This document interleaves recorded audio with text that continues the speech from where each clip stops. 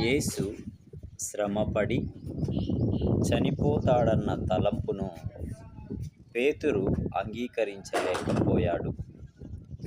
మెస్సీయను గూర్చిన తన అవగాహనకు అది పూర్తిగా వ్యతిరేకం. తన ప్రభువు తన శత్రువుల చేతిలో చనిపోతాడన్న ఆలోచనే పేతురు చేయలేకపోయాడు.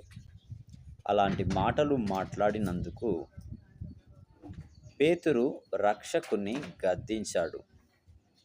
అప్పుడు ప్రభువు పేతురుతో, సాతానా, నా వెనుకకు పొమ్ము, నీవు మనుషుల సంగతులను మనస్కరించుచున్నావు కానీ దేవుని సంగతులను మనస్కరింపకున్నావు అన్నాడు.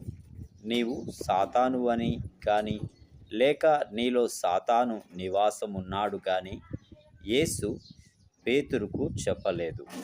కానీ నీవు సాతాను వలె మాట్లాడుతున్నావు. వాడెప్పుడు మనం దేవునికి పూర్తిగా విధేయులం కాకుండా చేయడానికి ప్రయత్నిస్తాడు.